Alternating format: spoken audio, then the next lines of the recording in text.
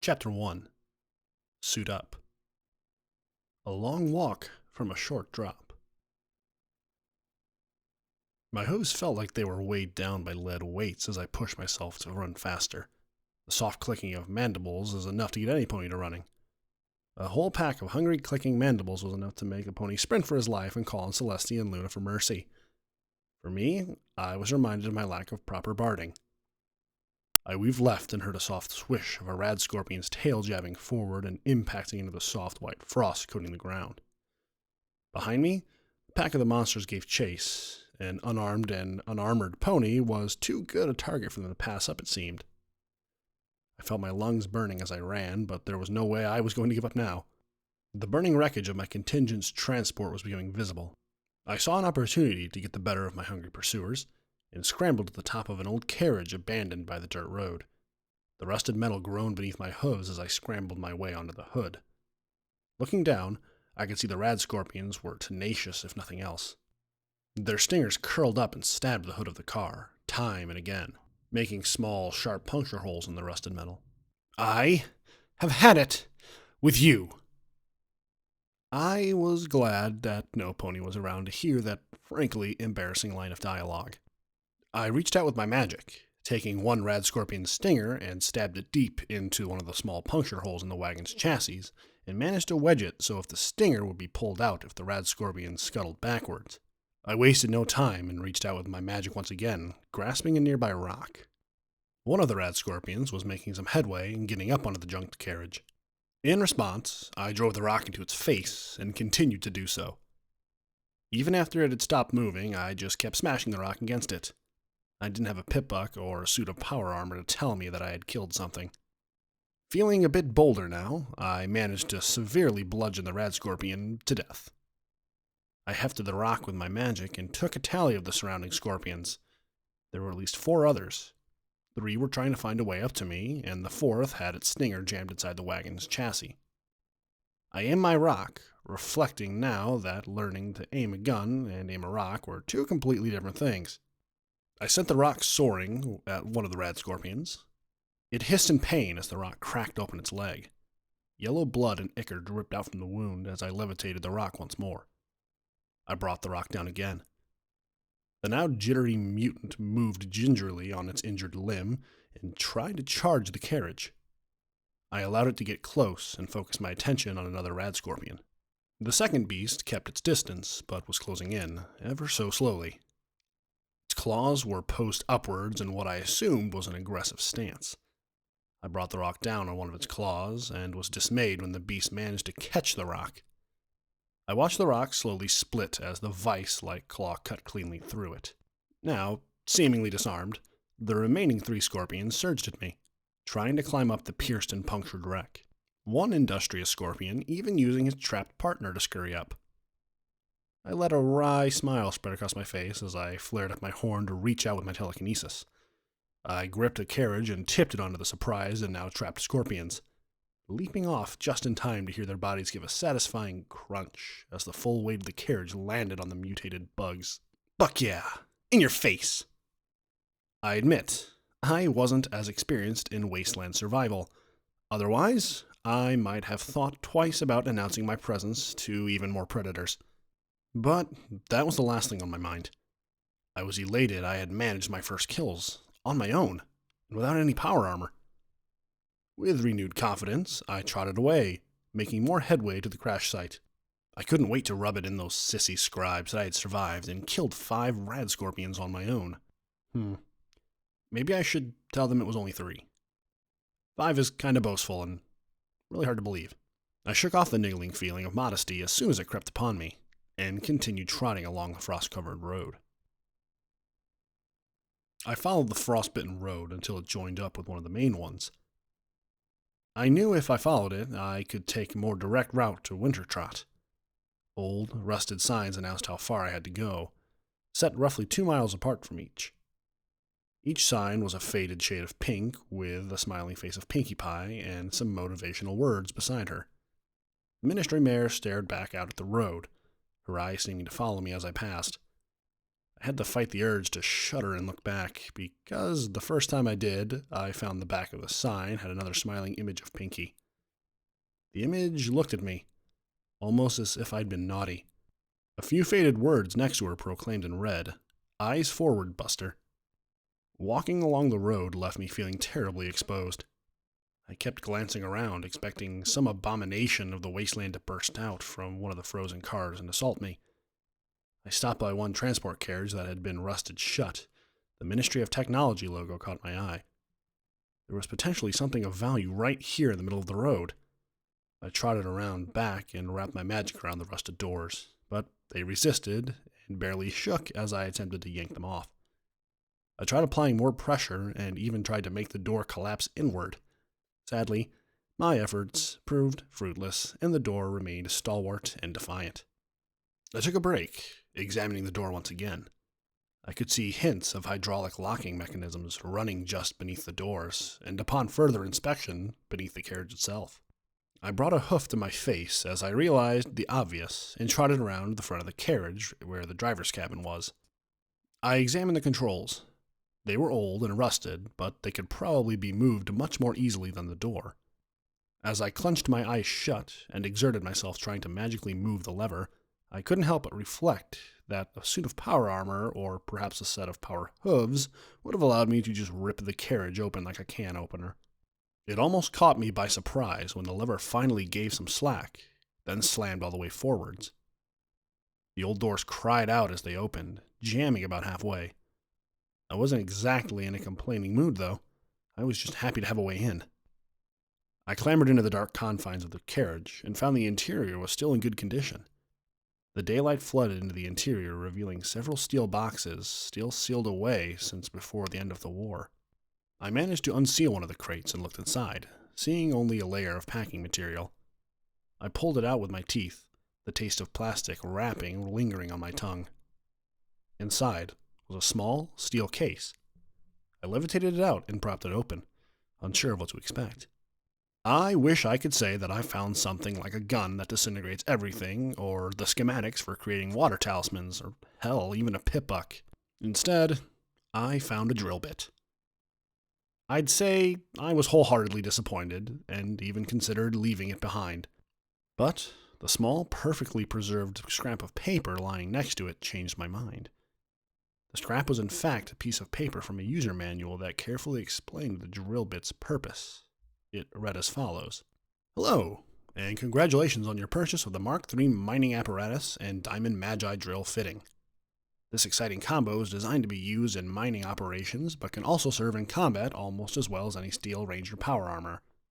The innovative drill can be hooked up to a set of power armor, ideally the Mark III mining apparatus that is paired with this drill, but other suits can be used as substitutes." I suddenly held the Magi drill in a new light, realizing its potential as a hoof-to-hoof weapon. I could envision myself now, driving a whirling Magi drill through the Rad Scorpion's carapace, or slicing through another Steel Ranger's power armor. Now knowing what I held, I eagerly popped the lid on the other steel crate and carefully levitated the plastic packaging inside. The motor sat there, perfectly preserved and ready to be used. With glee, I slotted the drill bit into the motor, then spent the next 20 minutes figuring out what I was doing wrong. I floundered around in the packaging material until I found a scrap of paper, rereading the scrap of paper before finding a convenient set of assembly instructions on the other side. Giving the drill a satisfied look over, I noticed the engine had a brace that was designed to fit on the suit of power armor. I haphazardly strapped the drill bit to my left foreleg, the added weight giving me some discomfort. There were a few more boxes, but they were sealed with locks and required passcodes, or a good hacker. Despite my experience with technology, I was a rather poor hacker, and I usually only worked on technology that was already in active service. I decided I had best try and rendezvous with the rest of the Rangers, and exited the vehicle, sealing the back shut once more. Walking with care, the added weight of the drill did little to help me move quietly as I continued down the road to Wintertrot. As I neared Wintertrot, I finally discovered the airship. Even if the side turrets had been repurposed for sniper posts in the compartment near two towers, it was a beautiful machine of war. Or it had been. Now the sides of the vessel were split open, and the steel carcass was pockmarked with holes and gaping wounds. The exposed interior was gloomy and burnt, lit with the occasional arcs of electric energy. Smoke still billowed out in small clouds as the other side of the transport burned. I was hesitant about entering. Sure, I wished that some of the ponies inside were dead, but that didn't mean I wanted them all dead, and I was certain some pony had to have made it out alive. Not content with waiting to find out, I looked for a way inside. The airship had crashed and plowed through the small building before it came to land on its side. The main doors were either blocked by the ground or too high to get into. My eyes were drawn to the magi drill. It was designed to hook up and draw power from a suit of power armor. The armor is magical and was powered by magic. I wondered how I might jury-rig a power supply. My thoughts turning again to the instruction manual. I hastily flipped through the wafer-thin pages before finding instructions on plugging in and powering a device. The manual plainly stated that I had to connect the motor to a source of magic. Examining the motor, I noticed two small wires that would automatically hook themselves up to a power armor suit, or failing that, would allow an Earth Pony technician to physically connect it to a power supply. I pulled out the wires with my teeth, then wrapped the tips of the wires in my magic, and pulled them up to the tip of my horn. I felt the wires connect and then begin draining my magic as the power began flowing into the drill. The motor's gauges lit up and began powering up. Purple light surrounded the drill's head as it began to spin. I hefted the tip up of the drill and felt it biting into the metal. The metal became red hot as I forced the drill downward, creating a jagged line down the hull of the ship. I fashioned a circle into the hull and stepped back as the thick hull gave way and collapsed inwards, leaving a rather jagged but accessible hole. I disconnected the magi drill. I noticed with a sudden lightheadedness that the drain on my magic was beginning to make me dizzy. I clambered into the hull and found the halls were full of faint wisps of smoke coming from the more severe fires on the other end of the ship. The dim red emergency lights that were supposed to inform the crew to evacuate were the only source of light now. Wires hung loosely here and there, occasionally sparking as I walked along the wall. The ship was so far tilted over that the floor was now acting as the walls. Navigating the vessel was tricky business, complicated by certain corridors which were now only steep drops. I scanned the walls as I moved through the vessel, clinging tightly to the walls, whilst looking for relatively new signs that helped to guide ponies that were new to the vessel. I had to crawl along the walls slowly, like scaling down a mountain, except the rock face was made of metal and has protrusions like door handles, fire extinguishers, and broken walls and equipment jutting out everywhere. My legs were scraped and cut as I traversed the ship as best I could. At long last I reached the bottom of the corridor and found what I was looking for, the armory door. The armory door was sealed up tight. Fortunately, I had access. I scanned my tag and waited expectantly. "Access denied," the crackling voice of the door security program spoke out. I silently cursed as I realized my predicament. I would have to go into the burning side of the ship and find a high-ranking scribe or paladin, which meant climbing back up the corridors and then along the others. "Cocknoodles!" I cursed and prepared to lift my hoof to my head. I almost fell as the drill weighed down my left hoof and nearly pulled me over. I whooped in excitement, realizing I didn't have to crawl through the flaming, smoke-filled corridors. That would have been really horrible and a dangerous experience. I reconnected the drill, which began spinning as my magic flowed into it. A smile crept upon my face as I punched the drill through the door. Metal warped and melted under the magical weapon's assault, loud screeches and inorganic screams emanating from the metal. My left hoof burned lightly as the hot sparks leapt off the straining metal and danced across the floor. Small shards of metal and curly metal shavings fell like red-hot snow before burning and smoldering on the floor as I carved a large entrance for myself. An electronic gurgle emitted from the access terminal. "Access granted." I allowed myself a satisfied smirk as I allowed the ruined door of metal to cool off. "That's what they all say in the end," I said in contempt. Standing outside the room, I glanced inside and would have been hopping for joy, if not for the sharp pieces of metal lining the walls that formerly held shelves full of equipment. I swept the metal shards aside with telekinesis and proceeded to hop through the mangled door. The room was a technological treasure trove. Several suits of power armor were still secured in their lockings along the one wall. The wall opposite of the power armor had been lined with a collection of weapons and ammunition, ranging from explosives like your typical grenade machine guns and heavy assault rifles, and magical laser weaponry. Many of the weapons had been knocked out of their racks by the crash and had ended up in a heap at the opposite end of the room, some weapons notably damaged. Like the well-trained merchant I am, I began examining everything with care and consideration. The suits of power armor were the standardized suits of combat power armor used by Steel Rangers. The helmet sported a gas mask-like unit coupled with one of the suit's many talismans. That would keep a pony alive in any poisonous environment. I found a locker with no pony's name on it and proceeded to try and open the locker, made all the more awkward by the angle of the room. The power armor fell out, clanging heavily on the weapons racks across from it. I popped up the power armor until it stood unsteadily on a relatively clear patch of wall and opened it. I specifically chose a suit that didn't have any pony's name on it. Call me silly, but the ranger it belongs to might still be running around the ship and looking for a way out. And I didn't want them seeing me in their suit of armor. The whole reason I was looking for the airship plagued me with guilt.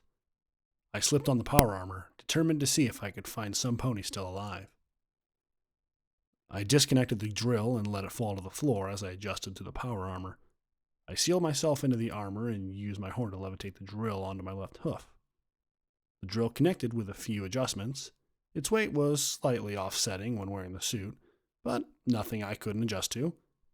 I levitated a helmet over to myself and examined it, taking note of the depressing lack of hole or space for my horn.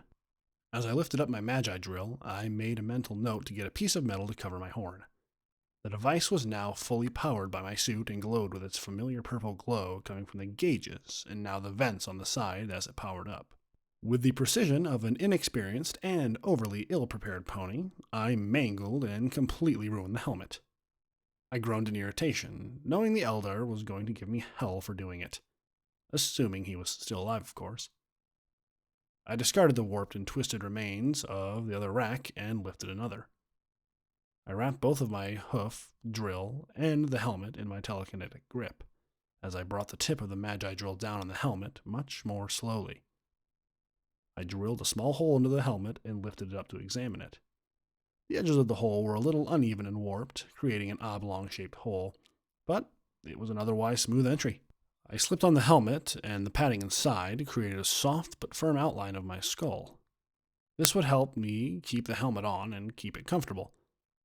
The helmet clicked and pressurized, syncing up with the suit of power armor. There was some static as the helmet alerted me to the damage to my helmet. "Ignore helmet damage," I instructed the suit verbally. There was a pause as the helmet adjusted its programming. A scroll of text temporarily flooding the screen before showing that my condition was fine, with the cautionary icon showing my helmet badly needed to be repaired. I scanned the room, looking for one last item. A containment unit for anything I picked up. Examining my surroundings, my screen outlined and identified various objects, showing weight and a rough estimate on protective values, and surprisingly enough, their averaged barter prices. I was left to marvel for a moment of how useful this feature was. I scowled when I realized that if they would just given me a suit of power armor years ago, I could have been a lot more efficient in my dealings with tribals and gang ponies. I finally spotted a containment unit out of the reach of any regular pony. A unicorn must have stuck it up above the lockers before the crash. I was surprised it had been held in place through the rough landing. I grabbed the containment unit and propped it open, shocked about what I found inside. It was a Vulture Griffiths armored saddlebag. An airtight 286 model, no less. It was made for heavy infantry during the war, to protect the wearer's non-essentials and ammo. This particular set was built in to be customizable between flyers and ground infantry. It had multi-purpose rail slot for mounting heavy weapons on the top of the saddlebags, and feeder slots for ammunition on the back ends of the casing. It was armored, heavy as all hell, nearly completely made of metal, obviously beaten beyond its warranty, repaired many times, and best of all, it was all mine. I'm sure that under my helmet, my eyes were gleaming, caps scrolling across them whilst the greedy little pony inside of me was rolling around in a pile of caps. Dropping the heavy saddlebag on with glee, I let the armor's hydraulics take the weight, levitating a machine grenade launcher and missile pod over. I began the arduous task of attaching them to the rails. I was in heaven. I walked with a spring in my step as I left the medical supply closet. My suit's sorting spell was already finding its way to packing the objects in as tightly as possible, making room for more supplies and future loot. After accessing the shipwide data terminal, I wasn't under any delusions of any pony surviving. Not anymore. The damage reports displayed on the terminal showed severe fires and extreme loss of function in the middle of the ship. Any pony who had still been on board during the crash would certainly be dead by now. Moving onward from there, I noticed that I had lost the spring in my step. I was simply here for one last grim task. I mentioned before about the tags that the Rangers wear. Funny to think that forgetting to bring mine actually saved my life, whilst the rest of my comrades had been strapped into their chairs dying and burning horribly. I traversed the ship into the fiery bowels. The flames licked my armor harmlessly as it resisted the flames. Warning icons began to light up on my HUD, warning me that my suit was at risk of overheating. I sprinted forward, the pistons and hydraulics of my suit audible over the din of the burning decks below and above me. I finally found my way into the crew deck, and suddenly I was thankful for the rebreather built into my suit for the whole other reason. The sight before me was gruesome. Exposed teeth and expressions of pain were present on the burnt and warped figures of my fellow rangers. Many had skin that was dark red leather, whilst others had burnt black flesh that looked like overcooked meat. I could feel myself throwing up. I couldn't help it.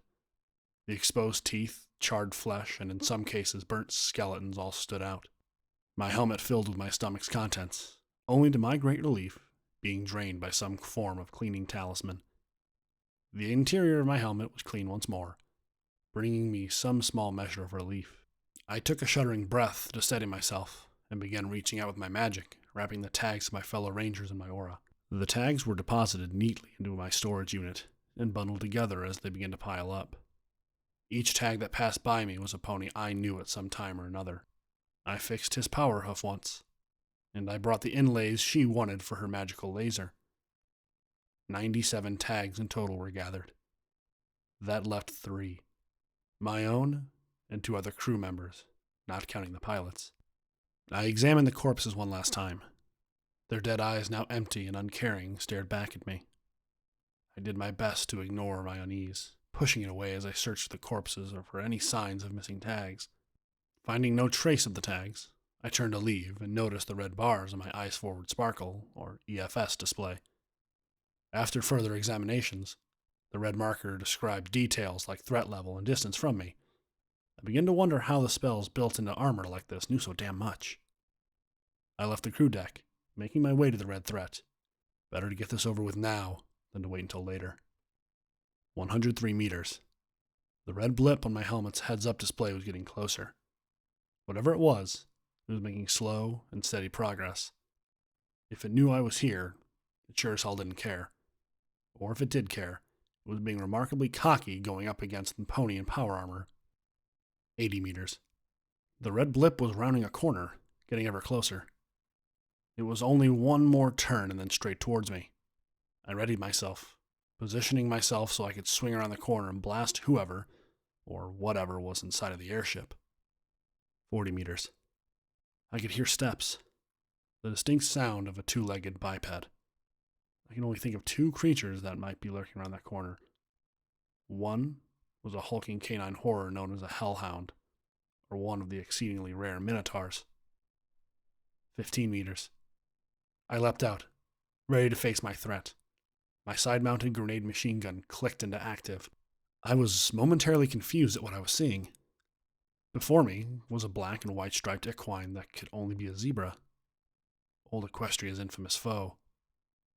The zebra was walking on 2 hooves, in what I assumed was an uncomfortable position. A large rifle was held in the zebra's front hooves.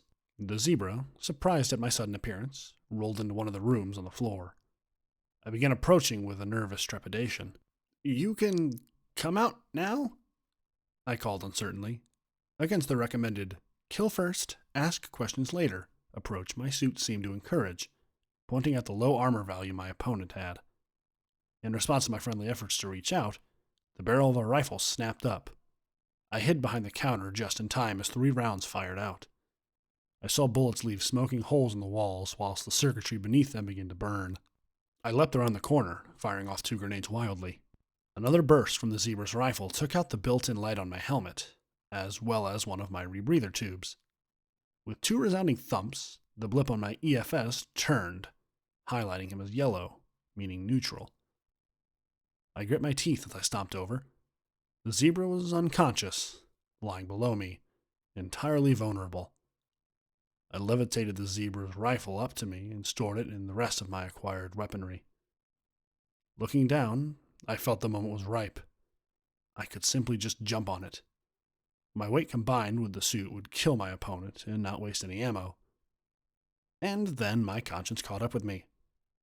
What if this zebra had a family? They could be a mother or father. I decided I'd simply leave the unconscious zebra. They could make it out alive. Everything would work out for him. Her. I was sure. Maybe I should leave a healing potion. It was bleeding out of its ears, after all. The vessel shook as a tremor went right through it. Cocknoodles! I cursed as I prepared to run. A groan from behind me caused me to pause. I glanced down at the zebra again.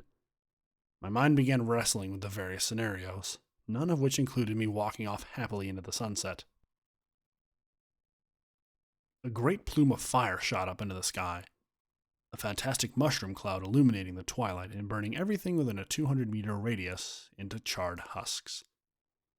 As I watched the airship explode from afar, I theorized what exactly caused the explosion. An engine explosion was clearly involved, perhaps coupled with a bomb? That wouldn't explain the initial tremor that surged through the ship beforehoof, though. You rescued me. I turned to see the zebra stallion standing now on all 4 hooves and fixing me with a rather severe look, his face illuminated by the flames behind me. Well, the ship was kind of exploding around us. My attempt at a joke was met with obvious confusion. The zebra gave me a quizzical look. I shrugged, sighing. Yeah, you're welcome, by the way. The zebra didn't respond as I began to walk off. The barely audible hooves of a certain zebra could be heard soon after. I trotted 10 paces, expecting my zebra friend to be gone. Looking back, I could see that he managed to keep the exact distance that lay between us when we first started talking. What's the deal? Don't you, have friends or family to go back to right now? The zebra gave me a deadpan expression and looked around as if expecting somebody to show up. You are responsible for me now. I am not fit to look after myself. The zebra's words didn't sit well with me. Was he giving himself as a slave to me? Look, I don't want a slave. Nay, I refuse to own one. The zebra whinnied and snorted an amused expression. You speak as if you have a say in such matters. The zebra shook his head sadly. You saved my life. Therefore, I am your responsibility. My actions are your actions. The zebra finished his explanation, looking me right in the eyes. His orange eyes felt piercing and made my skin crawl. I looked away quickly. All right, fine. You can come with me. I tapped a hoof to my helmeted face thoughtfully. Now I think on it. I guess I should make you my first knight. Now it was the zebra's turn to look confused. What? You think I'm just going to let any pony or zebra follow me? I stamped my hoof as I continued. You're second in command of the Wintertrot Rangers. I'm your CO, and possibly elder too. I can safely say I was on top of the world right then. But we're 2 stallions alone out here. What do you hope to accomplish? It was a valid point, but my years of sales pitches to tribals kicked in as I did a theatrical twist and smiled. Come now. No need for gloom and doom. I raised a hoof and pointed into the direction of Wintertrot. Wintertrot, lays that away. I'm sure I can win over some more ponies to my cause. You did not win me over. You simply beat me and let me live. I follow you because... Details. Look, I have to go to Wintertrot. Not just for my contingent's mission. A look of understanding crossed the zebra's face. We both knew what I wanted. Revenge is a poor cause, Elder. I nodded at the zebra as he gave me an uncertain look. Justice would be better, I think. Justice and recovering tech. Doesn't sound too hard. Am I right, Knight? I realized then that neither of us had introduced each other. I sighed and held out a hoof to the zebra. Inkwell. The zebra gave me a perplexed look. I am most sorry, but I did not bring an inkwell with me. I face-hoofed. Hard. The metal helmet rattling softly against my horn. My name is Inkwell, I clarified. And your name is? The zebra caught on now and bumped his bare hoof against my own armored one. My name, though not important, is something I should share. I am Crosshair. At the mention of his name, I couldn't help but feel my gaze drawn to his flank. There, staring out at the world, was a series of lines in the shape of a detailed crosshair. I was left to wonder if the world was driven by some force that enjoyed giving us names that happened to match our cutie marks. I'll call you Cross for short. I mean, unless you don't want me to. The zebra shrugged his assent and coupled the movement with a casual flick of the hoof. Alrighty then, Night Cross. Let's find a place to hole up for the night. We'll make Wintertrot in the morning. I was a little giddy, if I were to be honest. My hooves had a noticeable spring in them as I walked. Okay, maybe I was really happy and giddy. Something was going right for once. Plus, it helped me to keep my mind off of 2 missing rangers. We trotted off to Wintertrot, not sure of what to expect. Hopefully answers to some of my many questions, and maybe some pre-war tech to make this whole mission worthwhile. Footnote. Level 1. You're halfway to level 2.